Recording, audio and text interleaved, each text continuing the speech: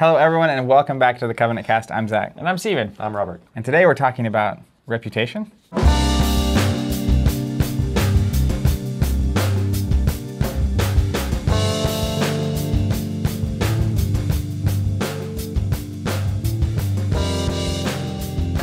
What have you guys been up to this week? Really, the most important thing, I guess, we played Arkham. But Arkham. Before we give out, you got engaged. I did get engaged. Whoa, that's right. Yeah. Woo. Exciting times. I did. It was awesome. Noodle And, salad. He's going to be a father. She's awesome. I mean, he's going to get married. He's going to be a husband. That's the case. Yeah, the first one. Yeah, no The children second one, I planned guess. currently, as far as I know. Keep them in the vault. I guess I don't really know, to be honest. Not the children, the plans for really the know. children. Haven't really asked. Yeah. But this was, tell us about the engagement. How'd it go? It went really well. What'd she say? She said maybe. No, just kidding. She said absolutely. She said, It was a yeah. very fun little think about. Yeah. No, I mean it's a long story, so I don't think I'm going to dive too far But there into was, it, were there but tears? Were there hugs? Was it a Tears and positive? hugs and- Was there any embarrassing? Was it things? cake? I mean, Ice cream so cake? neither her. Did you get nervous? You almost black out? I didn't. Vomit? No, I was actually most nervous that she would find out that it was going to happen before it was You had happening. secret cameras in the bushes too, didn't you? Yeah, my brother John is a wedding photographer and videographer, so Private eye. private eye basically. It was maybe the funniest moment. He interned for cheaters. Because I've seen this clip now. He sent it to me, which is we're there and then like it's dark and there's like nice lights hanging and all this stuff, but over where they're at with the cameras and stuff, he actually trips, and Serena's like looks over there and she says, "What was that? It's kind of creepy," and I was like, "Oh, I think it was just a squirrel," and she goes, "Oh, okay," and like just totally buys it, which is hilarious. Did you see the footage of like literally the camera? Like, That's the going kind of back? trust you should no, already write it's- checks against for sure. So he had his two cameras and he was going from one to the other and like just kind of trips. And so he wasn't like holding a camera or anything, but he like okay. trips and then just like doesn't move. Yeah, just freeze. Because it's like I need no more noise to That's be a happening. professional But yeah, right there. she's a very was it after sundown? trusting person and she's very sweet. So it was just like, oh yeah, of course it's just, yeah, it was well after sundown. Okay, yeah, that helps. Cool. Yeah, Nice. it was pitch black over there, and it was like, oh, it must have. And then apparently, luckily for me, my mom earlier had been talking about a squirrel problem. So It all works. It was apparently like super believable, but no, it was really great. Neither of us are the great. giant, huge, crazy gesture kind of people, so it wasn't like go to the Eiffel Tower and then do this thing. It was just very, very. Or squirrel fanatics. Or squirrel fanatics. Oh, let's go fanatics, find it. Did you? How'd you choose the ring? That was a hard thing for me. Like, did you try to get hints along the way, or did she like choose it Dolphins or ponies? herself? Man, this could go a lot of ways here. Well, while she was sleeping. No, I hypnotized so her. I will She might be say. listening too, so you know. Uh-oh, No, secret's out. Not a chance. Not a chance. 0%. But you never know. You never know. I actually, this is a good test. If she's listening, she'll probably mention it at this point. But anyways, very, I guess, not early, but pretty early in the relationship, but early enough that we were serious, but not early enough that it was actually like engagement conversation time. Okay. I was very direct in understanding what it is she had imagined since she was young. Communication is something I very much value and is something I've learned over my past relationships. So instead of playing the guessing game, just kind of directly getting to it, and that's how I chose. All right. I like But the again, directness. you could imagine too, like even from what I've just said here, simple. So very, very classic, very simple solitaire ring. So it's not. Nice. I like it. Done. Traditional. Traditional Meantime, classic. we yeah. went to Arkham. We played Dunwich Legacy. It's about the same. I mean, it's Yeah. Similar life. As significant life for equal sure. levels of commitment, and had a We got lost phenomenal in time and space. Just an excellent time. That's clever. So Robert and I, That's a pack. we play. We have like kind of a monthly meetup with another friend of ours, Philip, and we decided that we need to get caught up to Carcosa because we were behind. We were like 3 to Way 4 packs behind. behind Dunwich, right? Yeah. So we needed to finish it out. So we blitzed it all on a weekend, and I got to tell you, if you're listening and you're also behind and you're thinking it's stacking up and I'm never playing, just get it on the calendar, Do it. schedule it, and it is always so enjoyable to do. I never regret taking the time to play Arkham like we did. And everything just got crazy. I mean, the final scenario in Dunwich is mind-bending. Yes. And Takes a lot of reading. yeah, A lot and, of logistical savvy. You know, we had some moments where we really were just getting pantsed, and we had some successes. We learned some rules. You know, Still. Which is a great thing to be doing at the end of the yeah, yeah. Well, it's hard because when you're, at least when you're playing a competitive game, like if Somebody's you play correcting somebody you. and they're like, no, that's not how that What's works. the internet rule? Rule such and such that if you say something on the internet that's wrong, somebody will correct you faster than asking for the right answer.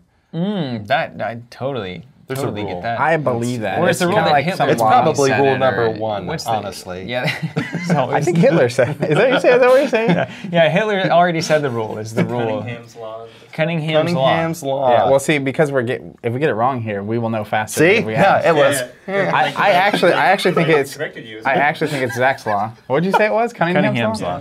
All right, look at that. I mean, it was seconds. but It here- literally We got didn't two even take a people. minute. See, we didn't even ask, and here they are. Bam, I bet he's wrong. We didn't even have to wait Nailed till the it. comments on this video. That's right. Slash podcast. Real time. Weird. So that's power of the internet for you right here. State of human development right now. But we also, so we learned that critically is that you can only ever reach a 0 after modifiers are applied.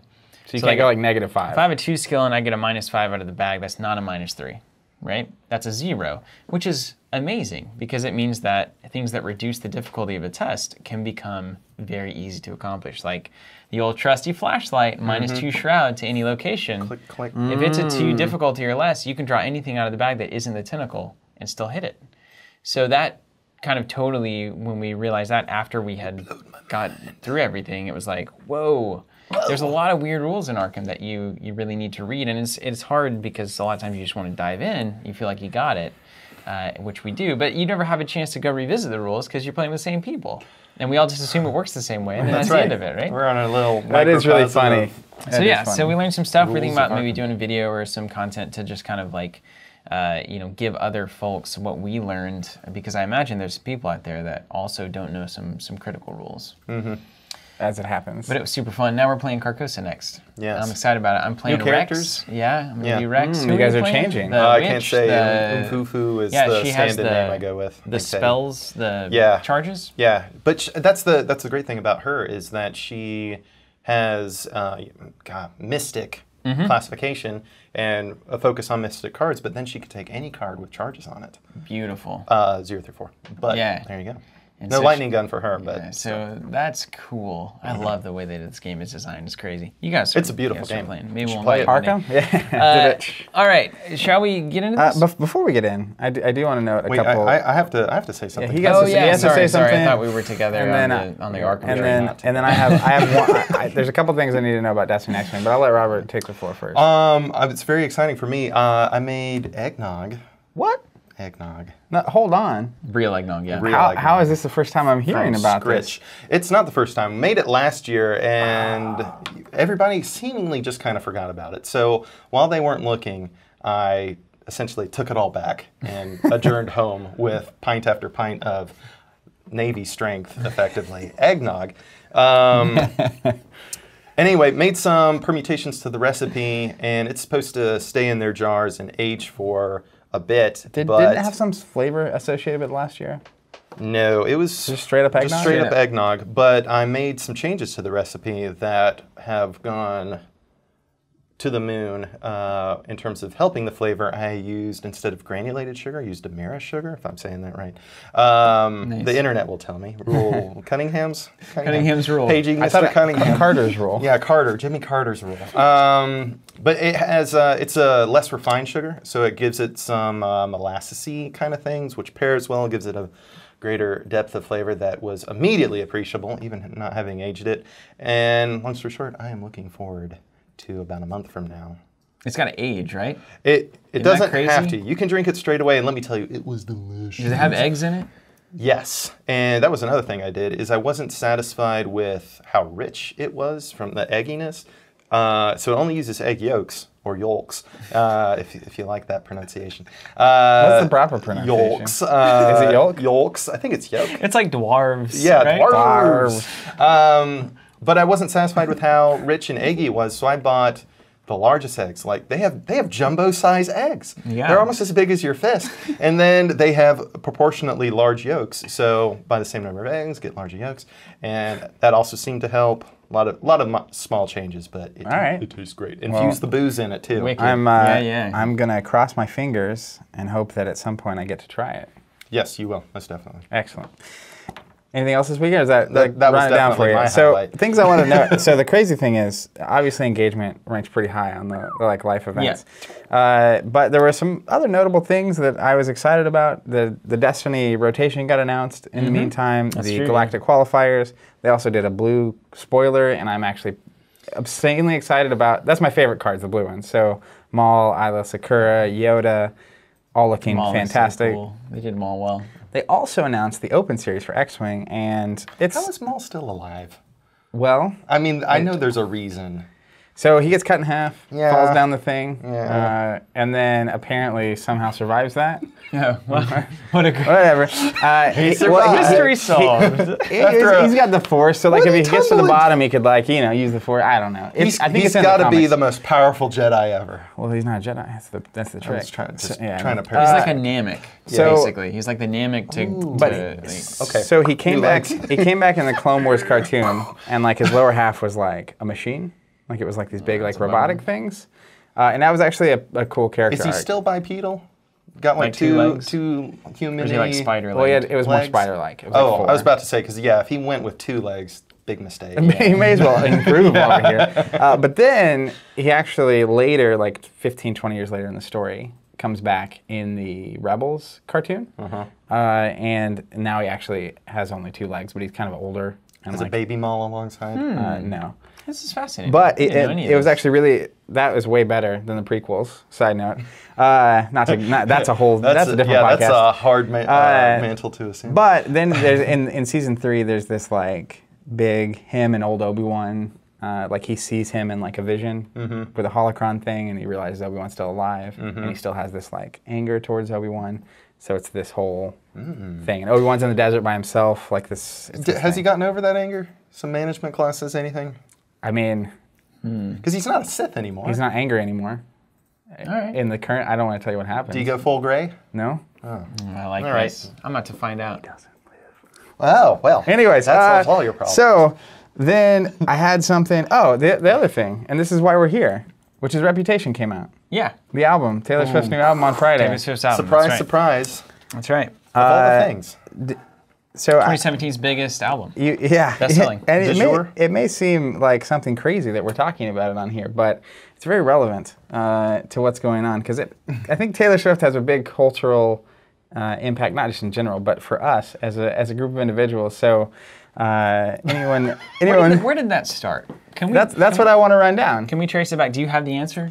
Well, I know where it started for me. You actually were the OG Taylor Swift fan among Yeah, us. yeah. Yeah, that's definitely true. There was so I grew up in a small town like you did, except for The same one. my grandpa was really into like Hank Williams and Johnny Cash Yeah. and these kind of guys, and so I naturally had this like between that and then my dad was actually really into the Beatles, so I had this weird appreciation for like country and pop music and Rock and roll. rock and roll. And out of their fusion, But then Taylor was born. Taylor Swift comes along when I'm like in early college, and our first album was very country, and she was also like 16 at the time or something. she's still living in Nashville. I think she is, even now. Even now? Even now. Anyways, Music City? so the album comes along, and Which album was it? Red? That one? what is the name of that album? Let me see if I can find it. I'm already being outclassed in Swift lore. Yeah. I was mean, her first I should know this offhand, but I forget the name of it. Here we go. Let's go all the way back. Embarrassing. Man, you got all of them. It was just called Taylor Swift. Oh. It came out in 2008, and there was some song on there. She did an acoustic song that. Now I'm gonna have to get back to my list. She did an acoustic song that was just like really good storytelling. And then her whole album is really good storytelling, but of course she's a 16-year-old girl, so Right. doing country music. So the topic isn't exactly applicable to a She probably couldn't even 19-year-old. drive stick. I don't know. I mean, there goes Who all the knows? truck songs. Yeah, But the short version it's is like half of all. from that time, Gear. at that point, I was secretly a Taylor Swift fan. And then at some point, I went to a party at my friend Rick's house, and the thing is, when you walked in the party, it was like you have to write a secret down that you've never told anyone else at the party on a piece of paper. So I wanted to say something that was something I hadn't told anybody, and also not like, your deepest, it's not a darkest body secret. in the attic kind of stuff. Yeah, and so I wrote down, huge Taylor Swift fan. And then through deduction, eventually everyone at the party figures out what everyone is, and then the secret's out. But that happened, and I think it was for the two of you, 1989, which was her most recent album before that, was kind of the thing that... I think 1989 actually was an album that got a good many people aware of her, because I had no idea during the country phase and all of that. Like, I wasn't locked into that scene, as it were. Yeah.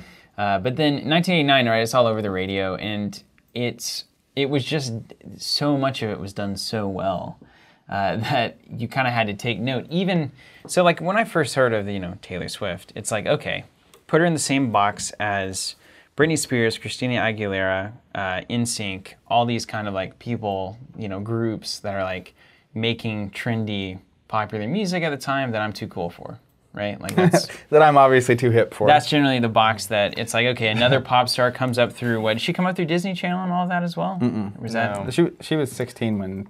Yeah. She just became she was a Nashville product. a thing. Yeah.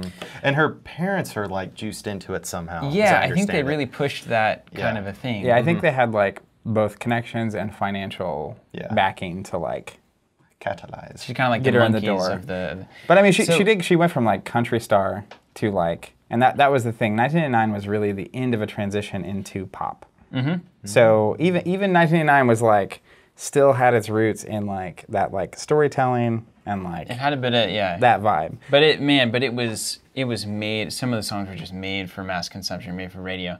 Like so, Shake It Off. I remember I got very familiar with Shake It Off because I.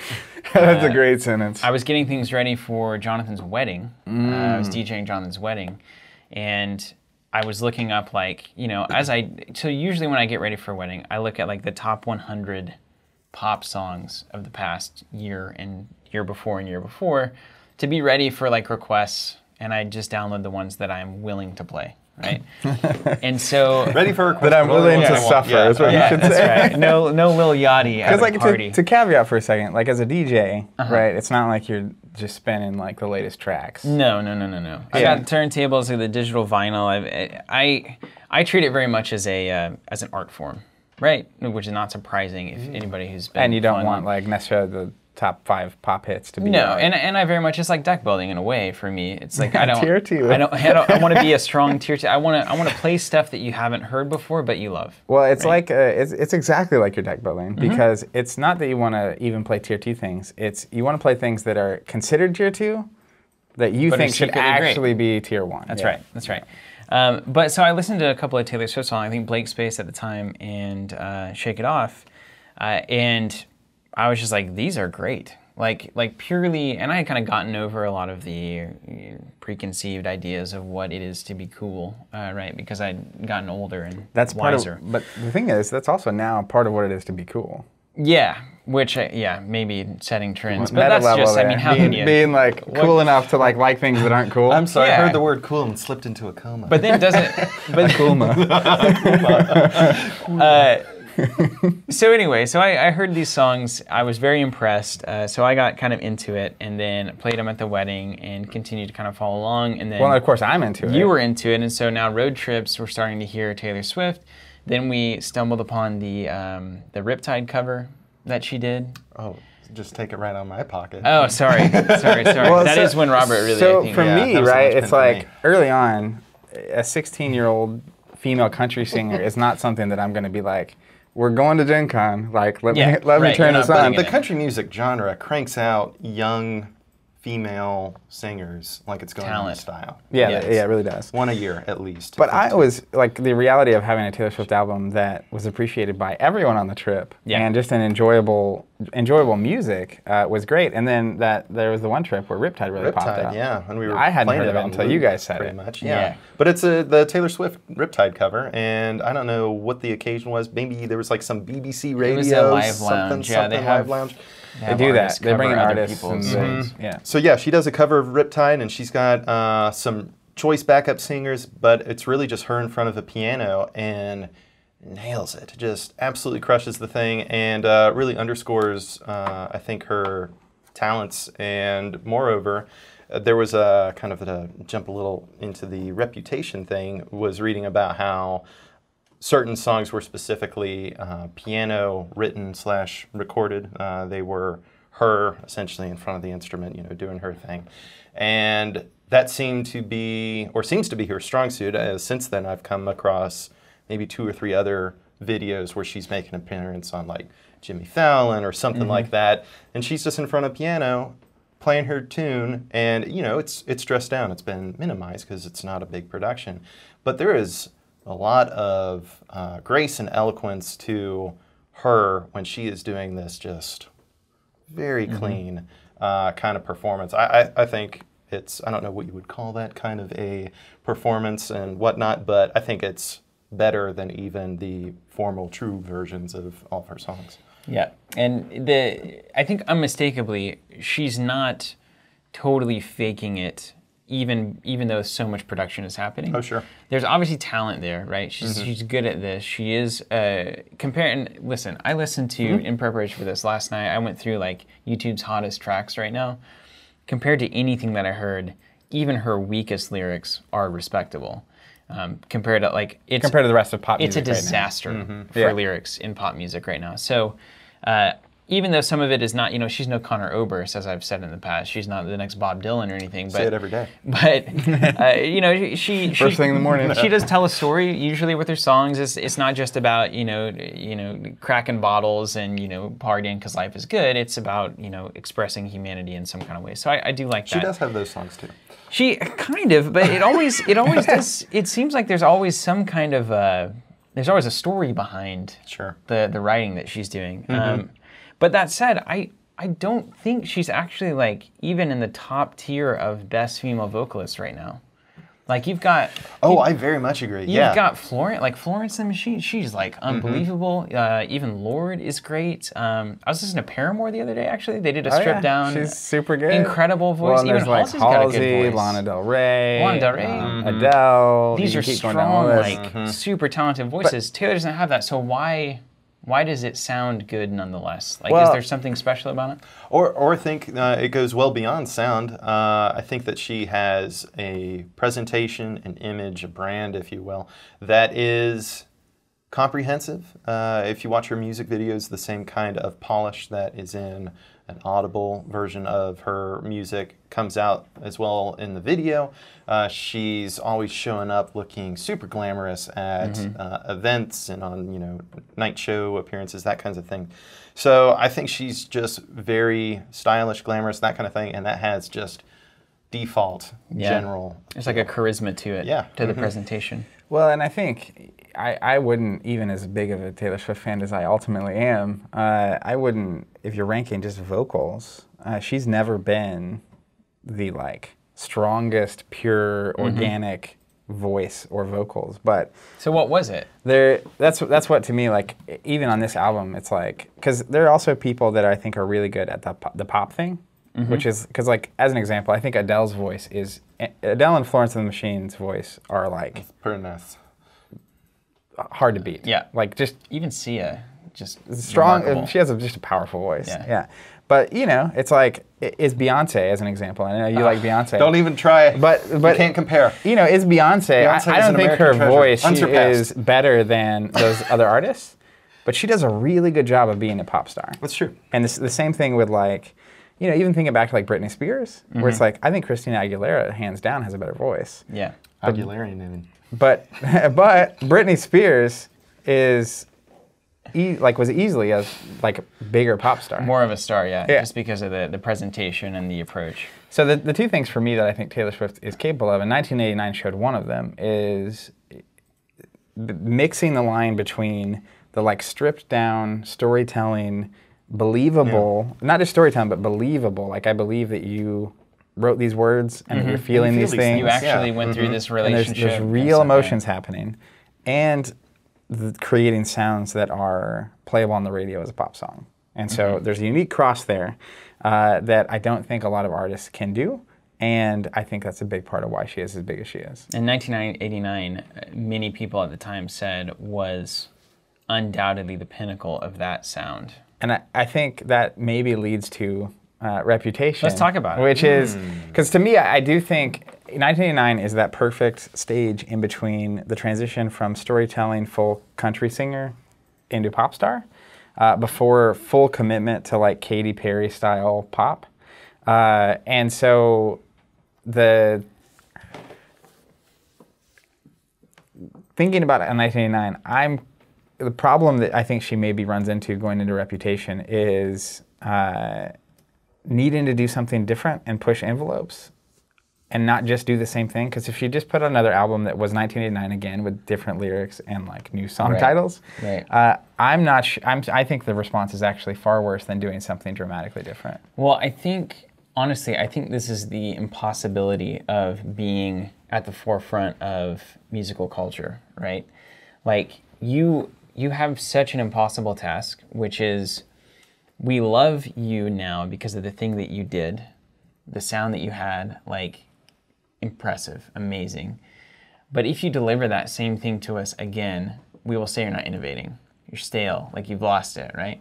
But if you deviate from that sound, we'll say that it's not the Taylor that we like. Yeah, right? It's a different. And this is something that artists of all kinds deal with as they try to. They don't, an artist doesn't become big and then say, I'm only going to do the thing that got me big, because it was just a piece of their growth, their evolution as an artist. And so like, well, I'm still just going to keep evolving. Hopefully everybody comes along. So I think it's really difficult, right? Like, what a tough spot to be in, ultimately. But the inverse is true for me, actually, for Taylor. I cannot listen to anything that came before 1989. It does, to me, it just doesn't have the sophistication, the maturity, that kind of thing. So it's just kind of like, oh, and I'm looking here, it was Red, apparently. I tried listening to that at some occasion off of your phone or whatnot. Yeah. And it was just like, for me, better That's not it. Yeah. I think of all the albums, Red has the least number of songs that I like, because it was like right before it was like not country anymore. So you were neither getting the benefit of country or actual pop music that makes you kind of just do this. And even like just hearing her, like, again, she was not the best vocalist, but her voice has improved, at least I thought, notably between Red and 1989. Oh, if you listen to like raw concerts back in like 07, 08, her voice is like way better. That's funny. Yeah. So Zach, you're the oldest Taylor fan. What's your initial reaction to Reputation, having listened to it a few times, many times potentially?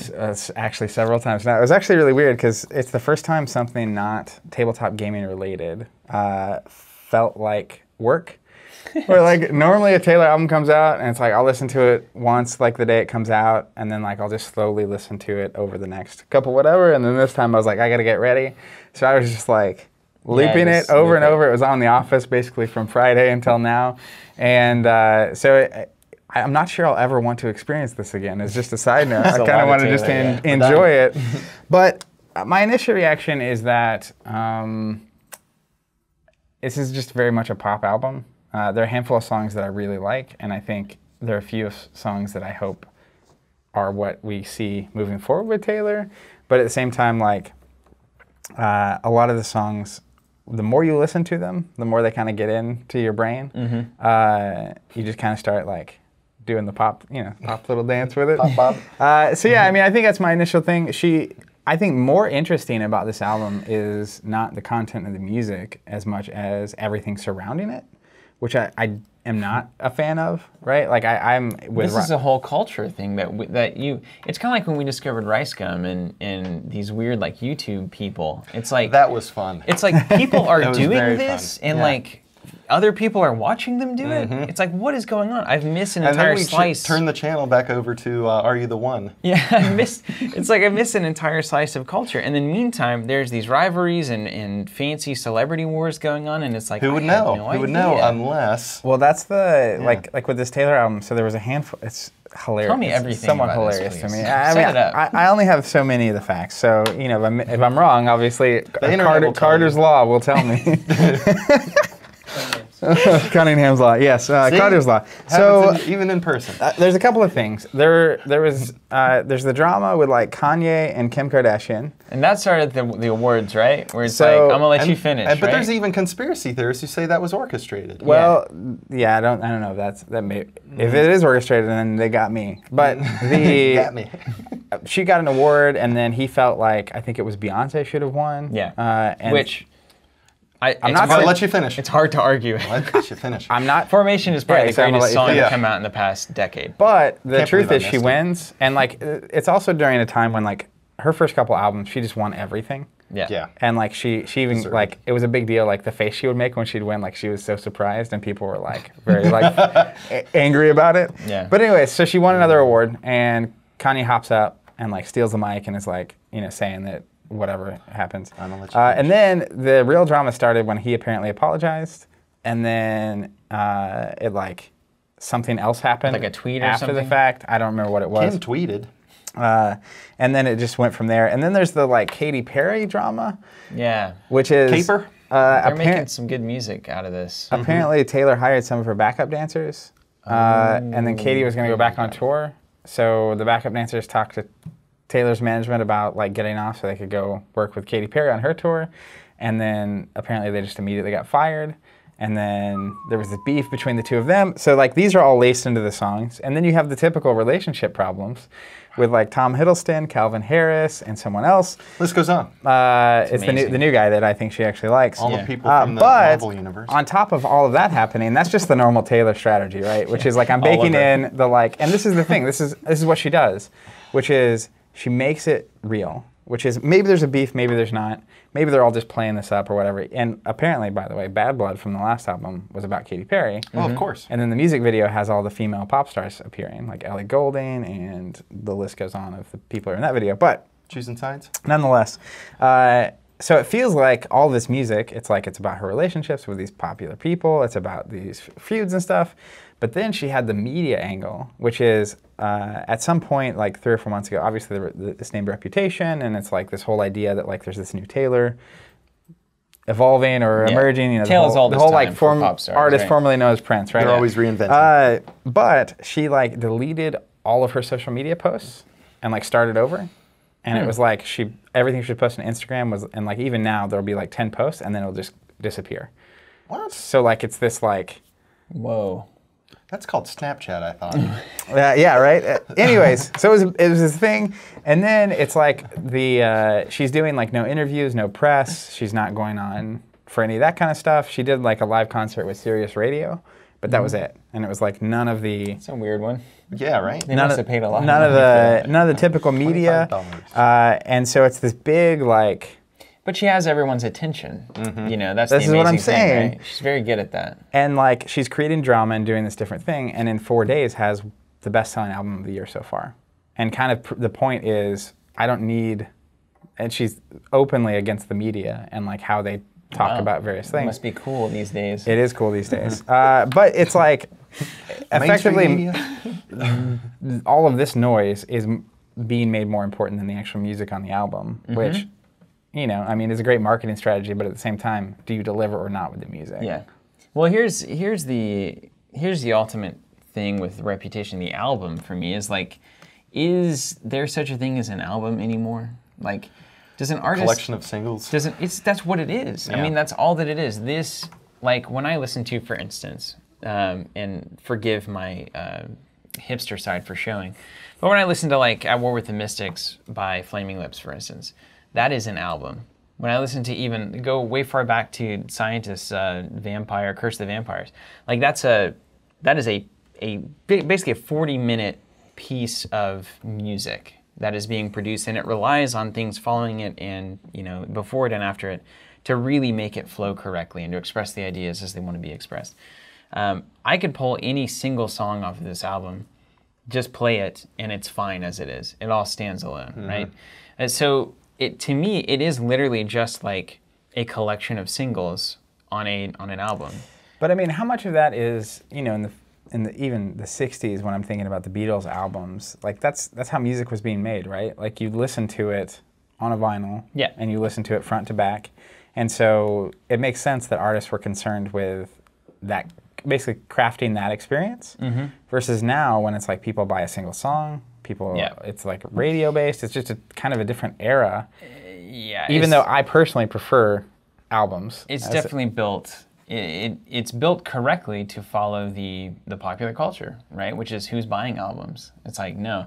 I was looking at Shannon's phone the other day, actually quite a while, my wife. And it's like, here's 1,000 artists. And it's like, oh, awesome. And like one song from each, right? So proof positive. Yeah, so that definitely happens. So in that respect, I mean, Reputation as an album, I think, is not great because it's not an album. Which Psy song was on there? I don't know. Oh yeah, Gangnam Style. It's always Gangnam Style. The remix. Because there was another one that he put out later that wasn't as good. Oh, Easy how one. could you But ever follow but it was it? popular. Isn't that weird? What does he do next? Yeah, what's That's he way doing? harder than Nothing. He Taylor. doesn't have to. Spend That's the money. trick. In terms of the actual, like, what's going on the album, important to note is that it's produced by the same guy that's produced everything that you've ever loved. That Max, actually Max wrote it Cherry? down. I don't think that's it. Max Martin. There it is. He's born in 1971. So he did hits for Backstreet Boys, Britney Spears, and NSYNC back in the day. Hit Me Babe One More Time, It's My Life, I Want It That Way. There's a video that came out a few years back that gives you a taste. It's essentially a compilation of a lot of these hits that he's essentially written or produced for these groups, and it's nuts. It's all of them. He's the tastemaker for pop music. He's the TRL king. Katy Perry's I Kissed a Girl, Maroon 5's One More Night, Taylor Swift's Blank Space, Weekend, I Can't Feel My Face. The only two people he's behind in #1 singles, Paul McCartney and John Lennon. The only two people. I've heard of those guys. He's got like 22, I think, Hot 100 #1 hits. It's ridiculous, right? That's a lot. So you take that, and Jonathan was telling me all pop music comes from Sweden. Which is true, because Max Martin and then Shellback is a producer, ABBA, you know? and he's a friend of Max Martin's, and another guy who's a Swedish guy, so they're all just making American pop music. It's insane. The weather's so bad they can just lock themselves in Or a they're just so recording happy. studio. I don't. Maybe they're just happy. They do have that high happiness quotient. I don't know the name of the. Instead of saying I don't know the name of the theory, now I'm just going to say something and someone will correct me. It's another thing on the board. No, the theory of like happy people listen to sad music and sad people listen to happy music, and so you know, maybe they're sad and they make happy music, or vice versa. Maybe they know we're sad, which I have a lot to say about that album in relation to sadness as well. But I think that the album, many of the songs are great. I think Wholesale achieve their objective, express what they need to express. Reputation songs? Are certainly Reputation. Are certainly well produced. I think like Ready For It, the opening of the album is an incredibly good sound. I think that sounds great. I think it's appropriate for Taylor, honestly. I mean, I think the flow of it just feels very much like the new persona doing what it is to be doing very well, right? When you get into like the next one, Endgame is fine.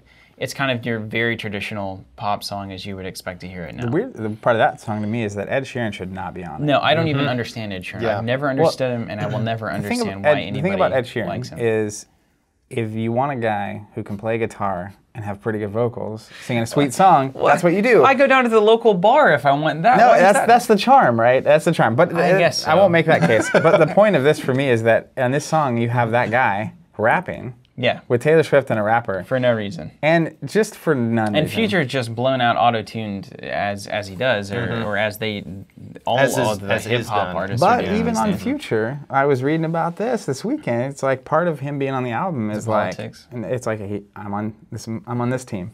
Okay. Well, here's as opposed to Nicki Minaj, she's on.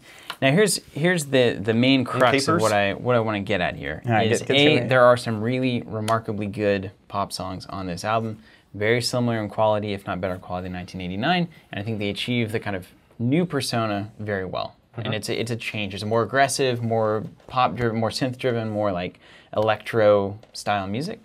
But I think it fails for two reasons. not that it's a failure, but I think when it does fail, it fails for two reasons. One is that every song on this album is to me a perfect representation of some style of pop music that is currently in existence or that has been big over the past like year or two. You have like the gospel sounding smoky track, you know, like the Take Me to Church style don't blame me. pop song. You got the song featuring, you know, the auto-tuned rap in the middle. You've got the big build into the crushing electro bass. So, Indie grunge, so you hear techno-pop. it all in this album. It's a great representation of where pop music is currently. Is that a message that's trying to be sent? Well, I just think that it's not telling us where it's going, it's telling us where it is. Which 1989 felt like where it was going. Yeah. Like it was ahead of the pack in terms of where the pop sound was. And this is more just encapsulating what we've already heard, just doing it kind of a lot better or more refined. Now, I do think that the standout is the, This Is Why We Can't Have Nice Things. I mean, I think that song is the song off of this album So good. for me. Yeah, number one. In terms of like so I was representing gonna what say, I want what from makes Taylor. that number one song for you? I think it's appropriate for Taylor's approach and voice and just her entire everything. I think it plays the pop thing very well. It doesn't get in her way. Like so much of this album, the bass and the synth, it's so synth driven. It's unbelievable. Heavily. It's so heavily produced. Which is why when we're listening here in the office on the speakers, it's a very different experience than on a radio or even on like with the earbuds. Yeah. Because like I noticed that very quickly because it auto-downloaded when it came out to my phone, and then I was listening on the way in, and then I got in, I was like, what is this? Yeah. Like, there's more. A lot of energy. I mean, it's just dance music. It's electronic music with a female vocal, but I think it fails a lot because it's too much for her vocals. Like we've already talked, her voice is not the strongest voice at all. So when you throw these like crushing bass stabs and just gets synth lost in lines the into noise. it, and when you take her voice and apply 17 modulators to it, it's like that could be anybody singing. Like it no longer to me is a Taylor Swift like connection happening, right? It's just like, anybody could be singing this. Any female vocalist could pull this off with this level of production and backing beat, right? But where that is not the case is like Nice Things, Can't Have Nice Things, I think is quintessential Taylor Swift where I would like to see it sound-wise. So I think those are the two things are like, it's a refined representation of where pop music is currently, which is okay. I mean, that's not a bad thing to do. You get, I think, one of those as an artist, right? Before you become Then you got to do your own thing, right? You know, you're just falling behind. But then also, I think much too often the production of the album gets in the way of her natural talent. Why you ever liked Taylor Swift in the first place. And that's unfortunate. So I think She just needs a piano. That's right. That actually brings me to several points that I would like to make and say, which is, number one, my favorite song on the album, unquestionably, is New Year's Day. Right. It's the last That's song on the old school album. It is very old school. It's her at the piano. It's very stripped down. If there were albums of Taylor just doing that, I would be totally happy with that. But I also get that I'm lucky if I get 2 or 3 of those in an album, so I'll take the one I get. Where that takes me really is one thing I've really been appreciating lately is over the past 4 or 5 years, I've actually seen Paul McCartney, and I've been a big Beatles fan since I was a kid. But Paul McCartney in concert. And the thing about a concert is that similar to an album, it is an experience that an artist will take you through. And so the thing that struck me the first time I saw Paul McCartney live was that he sang Lovely Rita, which is a Beatles song, and it's on my like all-time ranking list of Beatles songs. It's always been fine. Like it's not a bad song, but I'm not like that song. I'm not like Obla Di Obla Da, or I'm not like Let It Be or A Day in the Life or so on and so forth. So it's not top 50 even probably on the songs. But Did Ringo write it? no. But that's funny. But the thing about that song, when I was at the concert and they're playing that and they are just crushing it and jamming out to this song, not only was it the perfect song for that moment of the concert, but it was also infinitely better when it was live, and it was just like, this is people playing music, and like you can feel it. So part of what I wonder with Reputation to me is, and you even said like she was doing some song kind of stripped down, and it was just her that had been very, very highly produced. But in terms of, I'm thinking about how many artists, like the Beatles as an example, they had an arc, right? It's like beginning, pop, middle, pushing limits, then the really awesome in songs that they made, then they were done, and they didn't go on forever. and they didn't get to the point where, well, there's nothing left for us to really do, like, and push boundaries on. But the other thing is that their music all somewhat gelled, versus I feel like a lot of Taylor's early music is very country, and so it doesn't really fit with like 1989 or even Reputation. It's not an obvious evolution, really. Yeah, it's not clean and smooth. It's like more of like stop, new. It's very stop, different. new, yeah. And I've heard her do some of the older songs from like live recordings that are less country now, and they are more, whether it's her at a piano or in just kind of a different setup. But I wonder how many of these songs, and I'll be curious to witness it, but when it comes to a live concert, having these added to the repertoire of songs that I can sing and what ways can I sing them in, I wonder how much of that was built into the creation of this album. It definitely feels like an album that was meant for a stadium. Because like some of these songs, if she was doing live, it would blow up, but yeah. And it's just like the like get the and that happens, right? Like even people like Major Lazer, for instance, is a great example. Like trying to listen to any of Major Lazer's music really on anything that isn't like 17,000 stacks of speakers just doesn't make any sense. It just doesn't work. But when you go to can't I feel it? When you go to the festival, or you go to the big venue and you get it pumped, it's like, I understand now. Yeah. And he just literally said, Diplo said, like, I make this music for the festival scene. Like, that's what I master it for. That's the whole reason that it's there. So it doesn't make sense on a radio most of the time. But also, to your point on Taylor, man, I think that she just can't do the going hard thing. She's trying it, and I guess that's cool. I don't know how much that has been pushed upon her from like the production side or from the branding agency side, where it's like, you need to do this now. Give us some more edge. You know, because we've seen that all these pop stars just kind of goes through this, and Britney was the most fallen of most of them, if not Miley Cyrus, the same way, where it's like overly sexualized, overly like aggressive, and then you know the wheels come out from under it. But I think that artists like Halsey or Missy Elliott, my absolute favorite, it fits them perfectly. There's a natural toughness and bite to them as people, and when they perform, it feels very genuine and powerful. Sure. A lot of times to me, when Taylor's doing the same kind of thing and trying to play in the same realm, she's just not that person. Yeah. She's just generally There's not that kind of human being. gravitas there. So it feels somewhat forced a lot of the time, and I think some trying. songs on this album do feel very forced. Yeah, I agree. In that way. Yeah, I actually totally agree. But that's why I'm hopeful. So she ends it with New Year's Day, which I was not expecting at all. Like it's roughly an hour-long album, and I got to the end, and then that plays, and I'm like, where has this been the whole time? So I do hope that on future Taylor projects that she goes a different direction. Then I think this is as far as she can go in this direction before I'm like getting off the bus. Yeah, this is like I said. I think she gets this one. And now I got to see like selected acoustic works. That's my dream. Yeah. You take songs from the past 2 to 3 albums, and you make an album with some new songs, and it's piano, maybe some guitar. You could actually take songs from her whole collection. That's right. And modernize them. You could do covers. I mean, it doesn't. But it's like, let's get back to the roots. Let's get back to the basics of what this is. And Fundies? I have to say, we're talking about here? Yeah. Yeah. I have to say that Taylor has always said that her greatest strength is songwriting. Right? She's always said that. Never says her voice is always songwriting.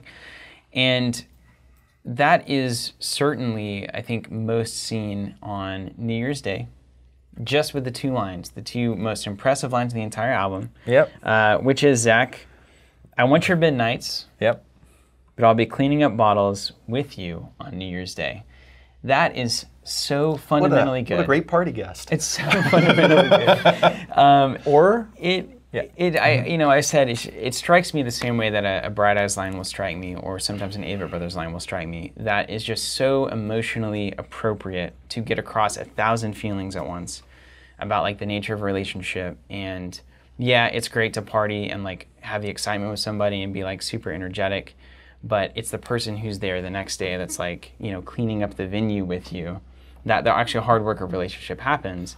And so like hearing it put in the context of midnight celebration on New Year's Day and New Year's Eve, it's just like, that's so fitting and so good. That is truly good songwriting. And that's what makes Taylor Taylor. Yeah. For me. And that's what I hope we get more of, and not the the pop Less side. grindy synth electro pop. Yeah, I can use that. Less it's effort, fine. more just natural Taylor. There you have it. Reputation. I don't have anything else to say. That's There's what some I good want. songs on there, you know. I just want to see who comes out King of the Mountain of this, K-Pair and Tay-Tay. I don't think Taylor Swift can be stopped. The only person who could actually rival She's a her. monster, man. K-Pair, like you said, has Nicki Minaj in her corner. But I think And the her bit in only that song was great. the only person I would bet on above Taylor is Beyonce. If Beyonce wanted it, But the thing Beyonce is like that thing when the Simpsons are talking about the murder horn. They're looking at the mountain. It's like, no, that other mountain. It's like, dun, dun, dun, and Yeah. it's like that much bigger. Yeah. That's Beyonce. yeah, she's just untouchable. It's inconceivable how talented she is. Yeah. But It's I feel crazy. like the thing with Beyonce is like she's unlike maybe Katy Perry or Taylor Swift or that list of people. She's just looking to do her thing. Yeah. And she knows exactly who she is. and that's why she's so good. And whether you like her or not, she knows who she is. whether you like her or Yeah, not. There it's are people that impossible. don't. It's impossible. I'm not just like saying. But the point Give me is, their names. Taylor Swift is a marketing genius. Yeah, for sure. And Or whoever's the pe- involved at least there. the people surrounding her. Whatever's going on there. Maybe all the money that her parents poured into this whole organization and mechanism is just like doing very well. I mean, like, but I think that's the whole point is that it's getting in the way now. Like, it's back it up. It's unnecessary. Yeah. Back it up. You're losing complication. the whole soul of the thing. That's where, like, doing all the media, social media, drama, whatever, that's fine. But, like, We need to start doing that for Coven. Is that what you're saying? yes. We need to do a new marketing I'm going to go campaign? delete More everything web right videos? now. No. But I really do hope that it turns into a, like, confidence and the ability just to be who you are and do what you do moving forward versus, like, keep pushing the drama to, like, move this along. But that, like we said before going live here, part of her charm is that angst.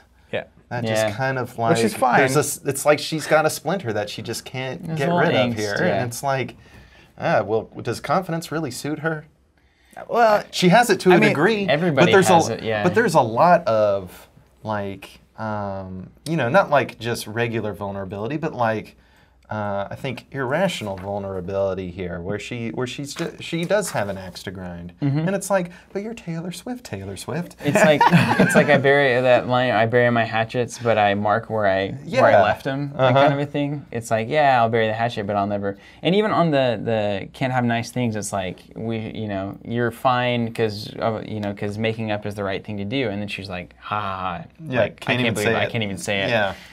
So yeah, there is that angst, kind of love, kind of being driven by love and relationship and the experiences that you have in that, and how that can be confusing and and that can fill somebody with a certain amount of angst. That is somewhat charming about the whole thing. I mean, she's always been there, right? But I don't know, like when I'm thinking about even New Year's Day, to me it's like, it's something that's adjacent to the angst, where it's like you can be naively like emotional or in a relationship, or like see, like in that song, one of the lines is like, "Don't read the last page," and it's like this desperate like, don't give up on this thing, and that's a very Taylor Swift thing, where like the relationships and she's going through real things and she's like just all very dramatic about it, but I don't think it has to be necessarily that like vindictive or that like. I don't know. Did you hear Bad Blood?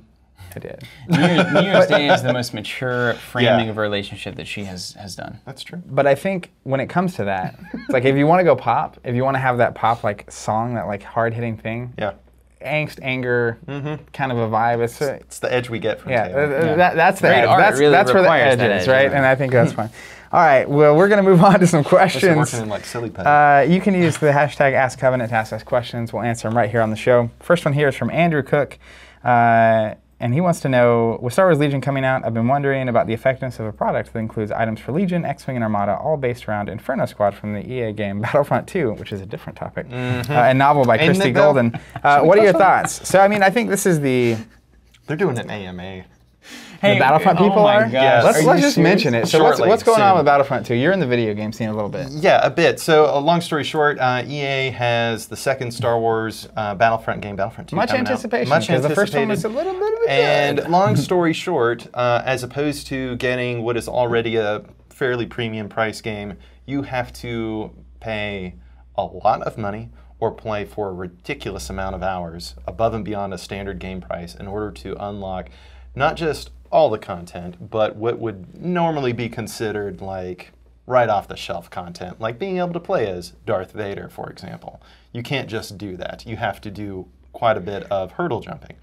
And there was a big uproar when this became apparent, and then EA apparently doesn't do themselves too many favors, and there was like redoubling of the backlash with these maneuvers EA has tried to make, and they have an AMA coming up on Reddit within the next day or two. It has been a serious like the most downvoted by far. I mean, like an order of magnitude greater than anything else we've ever seen. So it's fun seeing the internet like grab their pitchforks. Which actually I think relates to this question in a very strong way, and that is that a game like Battlefront has a lot of gravitas, and there's a lot of people that are excited about it and paying attention to it.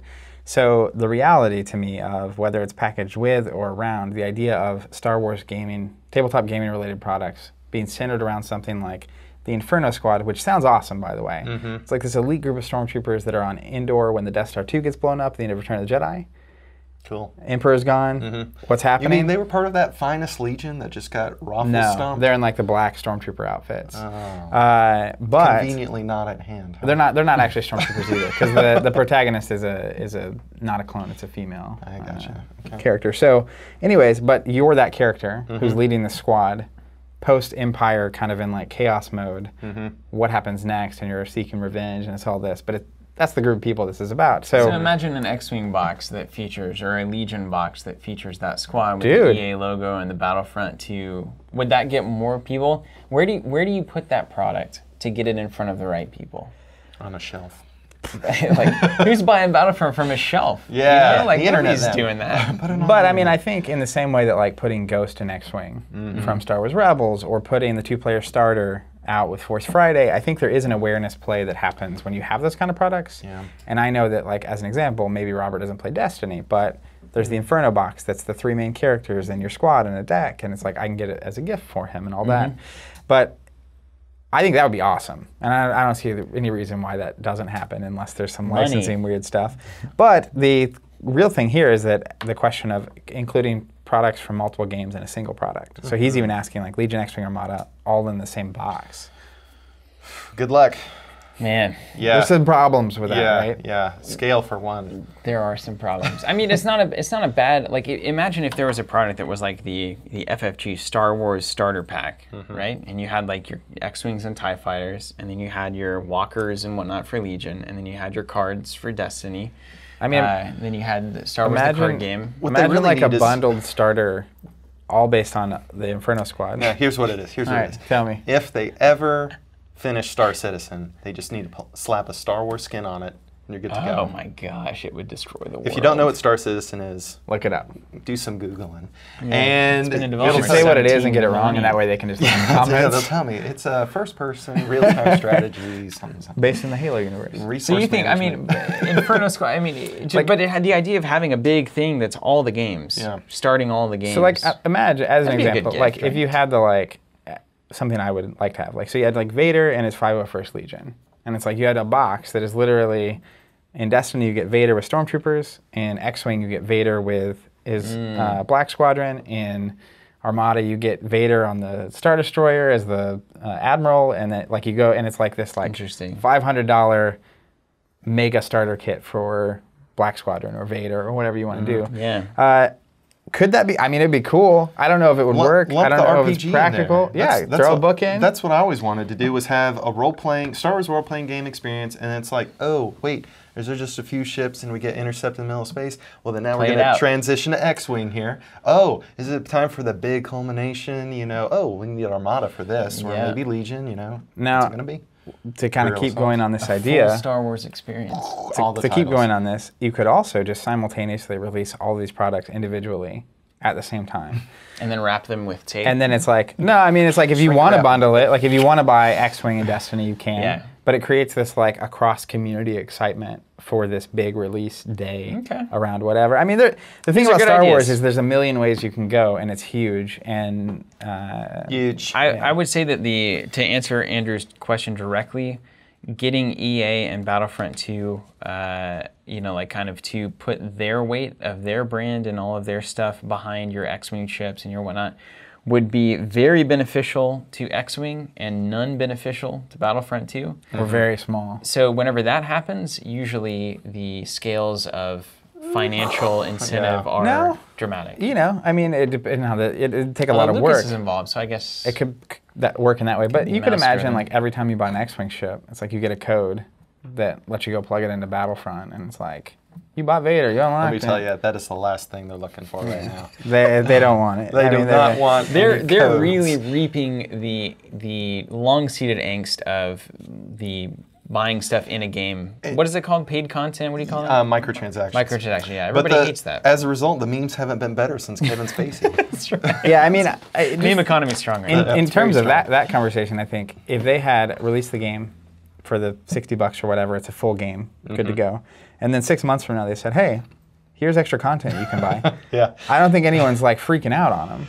Well, this just seems like a marketing. It's all about the degree, flub. yeah. But I think the presentation and the concept were also incredibly flawed. There is, and it happens sadly all over the place these days, where some people aren't exactly being mindful of the fact that hey, people just paid a decent chunk of change, and granted the standard price for a video game or computer game has stayed pretty static for a very long period of time. It was nominally $50 for a very long period, and now it's close to 60, if not always 60. It's kind of the standard. Kind of the standard, but if they just paid that kind of money and now they're looking to engage, and it's like, wait a minute, most of the things that are what would drive me to playing this thing and a lot of the advertised features are behind paywalls or play walls. It's like, what did I pay for? Yeah, exactly. So they feel kind of gypped. Yeah, which is fair. Understandably. That's fine. All right, that's all we're gonna get to today. Boom. You can use the Oh hashtag man, 2 ask. questions left behind. You can use the hashtag AskCovenant to get your question answered here on the show. We'd like to ask you a question, and you can answer it in the comments below. What do you like to listen to when you play games? Until next time, keep playing.